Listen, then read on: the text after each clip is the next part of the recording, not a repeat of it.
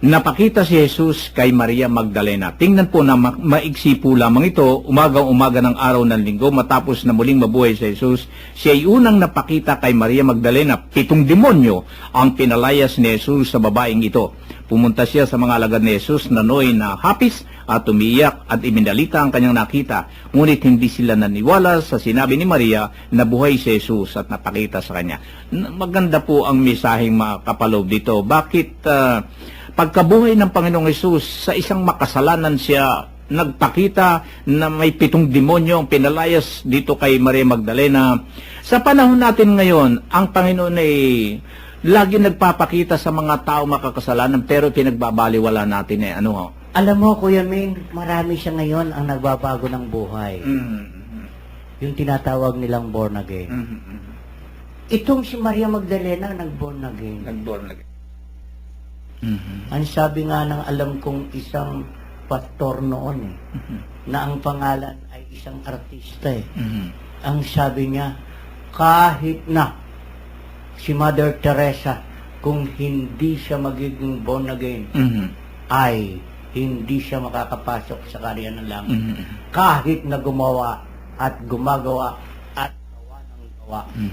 Pero rito, Kuya Min, pinatutunayan din dito. Hindi sapat yung pagbabalik loob ng ating ng tao. Si Maria Magdalena, magmula ng magbalik loob sa Diyos, ay gumawa siya, naglingkod siya sa ating Panginoon. Ito ang kailangan natin. Hindi sapat yung magbabago ng ating buhay. Hindi sapat yung babaguhin natin yung masama nating ugali. Ang dapat maglingkod tayo at paglingkuran natin ang Diyos. Saan? Sa Kaniyang simbahan. Lahat tayo, Kuya Bert, wala na exempted eh.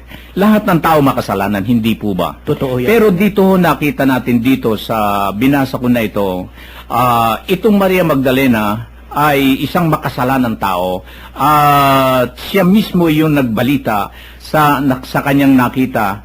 Ngunit hindi siya pinaniniwalaan eh. Pero alam po ninyo, sa ngayon din, yung mga taong makasalanan, kumbaga isang dati lasenggo, o dati babaero, o dati talagang mabigat ang kasalanan. Pero pagka ito'y nagbuhay, minsan doubt pa rin yung mga tao. Hindi ko ba? Marami, Kuya. Hindi po. Marami. Lalo na yung galing sa believe. Pagka nagbagong buhay na ang mga tao, hindi pa rin nila mapaniwala. Hindi pa makumbinsi yung mga tao. Ganon talaga ang tao eh. Ang pinaka-importante rito, tayo'y magbago dahil nakikita ng Diyos Amen. ang ating pagbabago at ang bawat ginagawa natin. Amen. Ito ay may gantimpala.